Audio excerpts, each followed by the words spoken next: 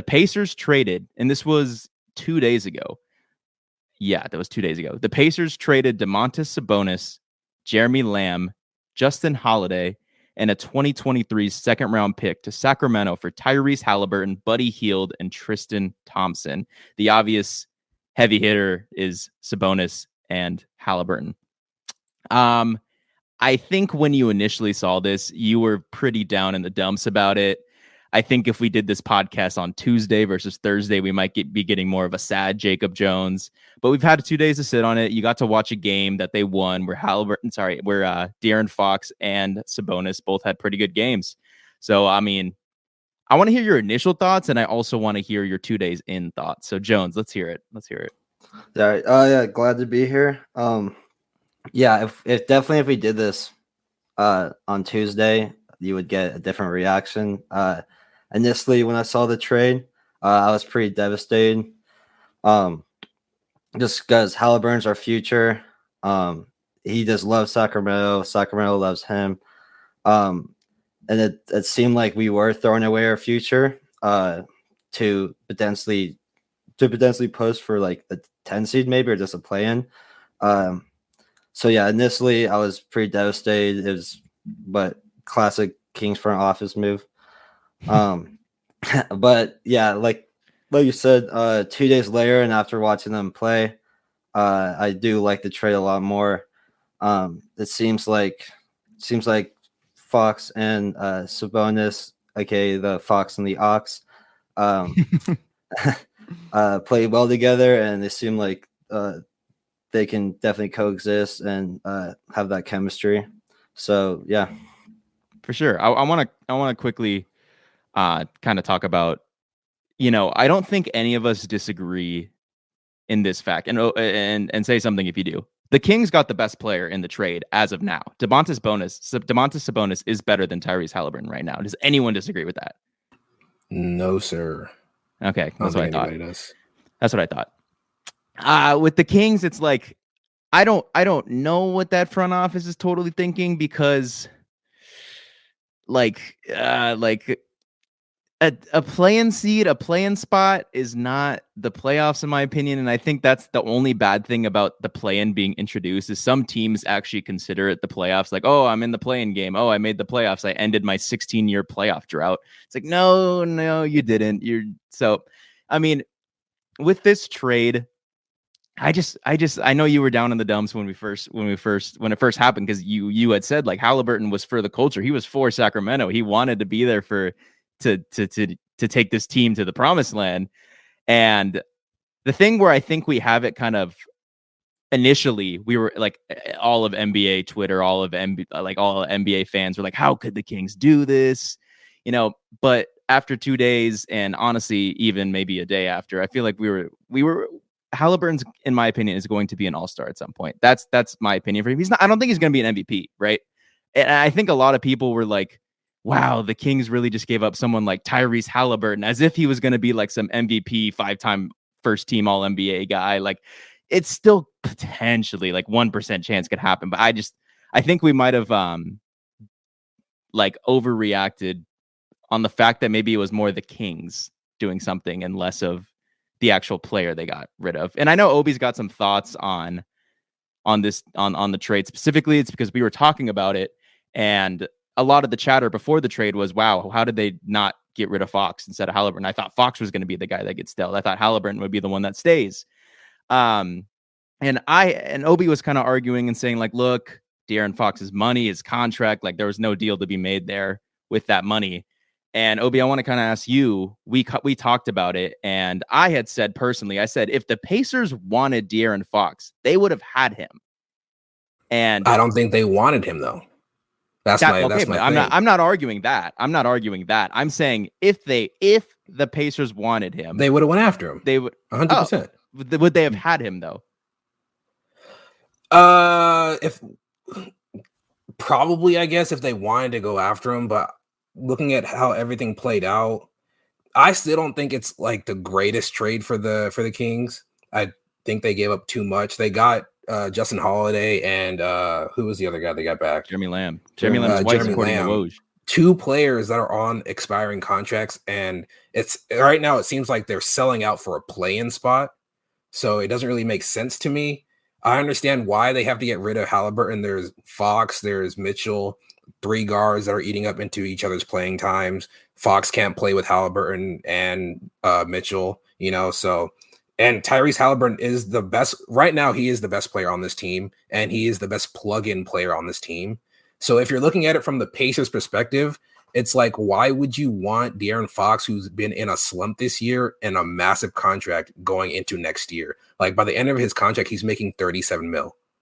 So yeah, and that's a fair point. It's because, and I could probably answer that right now. I think they evaluated Haliburton as the better player, and they were like, if we can get Haliburton, then let's do it. But yeah, it's I just for the Pacers, I don't see it being if they are rebuilding around their team. And I told you this, like if you're gonna go in like full in on a rebuild, it's either you find your player that you're gonna rebuild around, or you go all in, you trade everybody, right? So I don't think the Pacers necessarily have that guy who's the number one guy to rebuild around, but I think they're starting to build a core with now you have Miles Turner, now you have Haliburton, you have Duarte, and you have some other pieces around that you can trade for. So I think they're building towards rebuilding like a core, like a young core, kind of like you can say like the Memphis Grizzlies, not necessarily like up to that level, but they're trying to build a young core.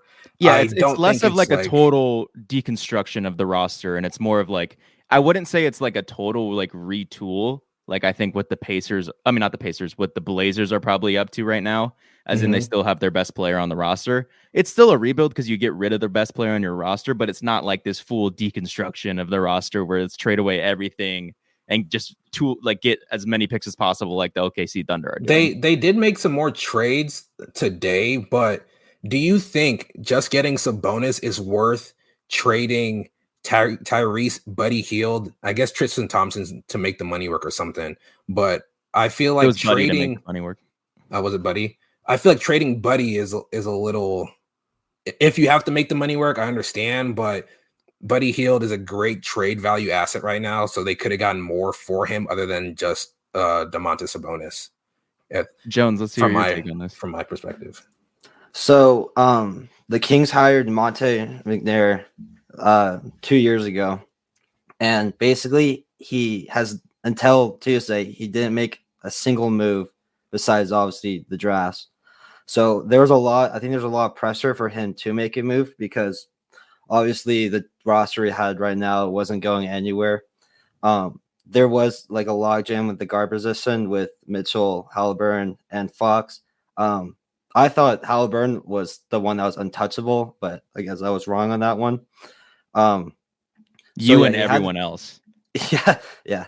So he had to ship off one of them, and he had to make a move because we were just stuck. So we were just stuck. And with Buddy Hield too, that was actually probably my favorite part of the trade because I'm not a big Buddy Hield fan. I think he takes a lot of necessary shots, and he's turnover prone. So I was Didn't glad. you go to that man's party? His birthday party. Didn't you go to his birthday party? Mention it. I did. I did go to his birthday party. He's a very, very nice. I like him as a person. I don't like him as a basketball player. You're a fake friend, man. Fake friend. I wanted to hear back and hear everyone's thoughts. I definitely, agree with what Jones is saying. That the Kings were in a spot where they had to make a move. Their fan base and, like they were mad. They wanted something to happen. They, they're constantly in rumors, and nothing happens. Like you said, that was McNair's first trade since he got hired. I will remember this thing real quick that I have another friend that's actually in the same area as where Jacob's from, also a Kings fan. He initially liked the trade. What I said to him was, I feel like the trade makes sense for both sides. The Kings have to make a move, and they got an all-star out of it. Sabonis is a great player, a good all-around guy. He can get you 20 and 15 on any given night. Good passer. It wasn't working in Indiana, obviously. they gave up Haliburton, which, I can see the reasons why you wouldn't. I as well didn't think that he was going to be the one to be moved. I did think it was going to be Fox. There was a lot of rumors about him being involved in trades, even to the Pacers instead of Haliburton. But with the Pacers, especially with the trades they made today, getting rid of their older guys, getting young, and acquiring more young assets, it's clear they're in rebuild mode. I would not be surprised if I think Turner's going to stay. He's still young, and I don't know his contract situation, but I could see them making more moves in the offseason, as well as the Kings. Jones, how many years has it been since the playoffs? 16 years. That's, correct me if I'm wrong, the longest in the NBA. Yeah, second longest in American second longest current one in American sports. So baby steps though, playing first, then playoffs. Baby steps. That's the thing. Yeah. I feel like there with the guard jam they had, having 3 guys, you just drafted Mitchell. Like, you need to, someone's development is going to be hindered if you don't make a move. And I think right now it is the right move to make. They need to make a change. And although, like you said, Brian, Sabonis is the better player right now, I don't think anyone's arguing that. I think they can definitely look back in a few years, though, if Haliburton reaches his development, which I think we all think he will, and regret it. But at the same time, it's what you got to do. You got to take that chance. And seeing that first game, Fox played well, Sabonis played great. They really played as a team. Their bench contributed. I was really impressed with what I saw.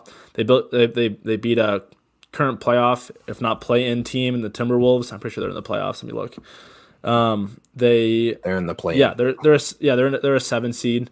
But a solid team nonetheless. And so they're making the right moves, and as we're going to mention in the other trade they made today, and I think they're going in the right direction. And it's a business. It sucks, but it's you got to take those chances. To be fair, they did look pretty well playing against the Wolves.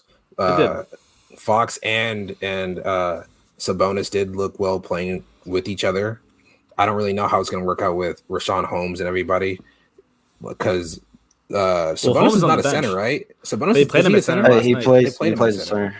They had Holmes up the bench last night. I don't know if they're going to play him at center every night, though. As Jones mentioned, I can speak for a lot of Kings fans, and I know all the ones that I know personally. They wanted Buddy Hield gone. He killed the flow of the offense a lot. He would just pull up from 3, and it looked like an intramural game at times. So I think that was a big piece of getting rid of it too, and the money making it work. It makes sense, I think. Yeah. My thoughts, I guess maybe my final thoughts on the Kings trade is I think they were in a tough spot. Obviously, that 16-year playoff thing is something that they obviously don't feel good about. It's because you think you found the answer, and like DeMarcus Cousins back then, it didn't end up being the answer. You deal him for the Buddy Hield trade. Then you draft Marvin Bagley second behind DeAndre Ayton, in front of Trae Young, in front of Jaren Jackson Jr., in front of Luka Doncic, in front of Shai Gilgeous-Alexander. The list goes on and on. You think that could potentially be the answer. Then De'Aaron Fox has a pretty good year, and it kind of looks like, wait, he might be the answer. And then you actually get a really good pick and like a steal of the draft in Tyrese Haliburton. And then I feel like in this specific draft, I feel like they were tired of missing so much on picks, and they were like, okay, who's someone who we could take that's like the safest pick that will actually who's the safest pick? Consistency, it's for sure gonna work out, and maybe not like all-star potential, but like he will contribute and he won't be a bust. And they did that. It was Davion Mitchell 100%. And I think that's I think that was maybe the mindset behind that. It's just tough. It's because, the 16-year playoff drought, they obviously wanted to make the playoffs. And I think they went for more of a playoff, they went for Sabonis, who is an all-star player, 2-time all-star, who I think is a really good player. But I still can't see that roster unless they pull in more, better rotational pieces or even another star. I can't see them ever being above like a 6 seed. And the Kings might see that as a win in their book, which it's like I don't blame them. I don't blame them at all. But Tyrese Haliburton, I feel like, was kind of a safer answer. That if you just took the longer approach with the 21-year-old, I think you might have been able to do something. But then again, I don't really blame them for the move. But that having all three of those guards can also hinder the development of Fox is entering his prime, of course. He's still young, but Davion Mitchell as well. I think it'll allow him. He played really good against the Wolves, having a bigger role. And on the Pacers side of things, it made a lot of sense. I know you and Obi in our chat were coming back and forth right when the trade happened. Disagreeing on your takes, but for the Pacers, Haliburton, you said, is 21 years old. He's on his rookie contract. They can extend him and match anything that anyone else offers him. And they're not in a position to win right now, as we can see by the trades they're making. And I think for long term, it was the smartest move they could have made. Oh, I think the Pacers won the trade, but 100%. Yeah, I'm on Team Pacers. Long term, right yes. Short term, I think Buddy Hield's gone after this year. Probably. I still think short term they won the trade. Like their pick's going to convey really good. I can see why the Kings could, you could see them winning short term, but I think both teams win short term because you get an all-star play. I'm saying the Pacers won the short term. Not like the Kings might have won the technical short term, but I still think the Pacers have a really good short term. No, it was a great trade for them. Pacers have a lot of picks. We're not going to talk about the Karis LeVert trade today, but I mean they got another pick from Cleveland. It's probably going to be in the 20s, like low 20s. But their pick's probably going to be assets. The Pacers pick is probably going to convey to top 4. They might end up with the Jaden Ivey in the draft. I'm still surprised. The lottery can do some crazy things. Yeah, I'm surprised Miles Turner didn't get dealt. I'm surprised. Did you see he's thrilled? I guess TJ Warren's hurt, but yeah. Miles Turner's apparently thrilled to be playing with Tyrese Haliburton. I think it'll be a good fresh start for them. Turner's still super young, and for Sabonis too. I don't know if you've seen the things that he's been saying, but he's like, I want to be here. I'm really happy to be here. I don't believe any of that stuff from any superstar. I do. Ever. Nope. I think he's. Why would he? If he doesn't. Obviously, the thing is, if you're a guy if you're not a guy that was drafted by the team and like plans to stick it out like that, I don't always totally trust what you're saying. Kyrie That's said fair. it. No, we talking about exactly. James said it. History Sabonis shows has already been traded like twice or 3 times now. History I wouldn't shows blame him if he's like, I want to make my own story. And Sabonis said after the game, he was like, "Yeah, I just want a place where I can feel like I'm love home, me. and I think I found it here." It's hard after one game. After one game, I know. But you know what last game reminded me of? Not the 2018 Cavs when they traded for like everybody, and then they had that one good game, and everybody was like, "Oh, the Cavs are back," and then after that they fell off. This could be the Kings. Sorry, Jacob. I'm like not trying to hit on your Kings or anything, but I'm not trying to get all excited after one game of De'Aaron Fox played well. Sabonis played very well. small sample size for sure. But with obviously, like you said, it's been 2 days since the trade. Like it's hard to go off his word of I want to be here. But I think at the least you can say Indiana was in a tough spot. They weren't going anywhere either, and to at least get a fresh start, and maybe on a team that really wants to do something. Obviously, we don't know the timeline for that. I think is also a plus. Once I see Sabonis sign an extension, then I'll believe it a little more. Yeah, he has two. After this year, he has 2 more years under his contract, under his current contract. So, yeah, if you're a player like Sabonis who's been traded like 3 times by now, you don't owe no one nothing. And he understands it's a business, but at the same time, if you look at his contract, it's a very good contract. It's such a team-friendly contract. It is less than $20 million for the next 2 years, 18.5, and then 19.4 the following year. It is. That's a contract we would love to see from an all-star. Not many all-stars can say they have that contract. So, I'd say he's also played in Indiana and then Sacramento, so he's used to small market. I don't know if that what his mindset is, but yeah.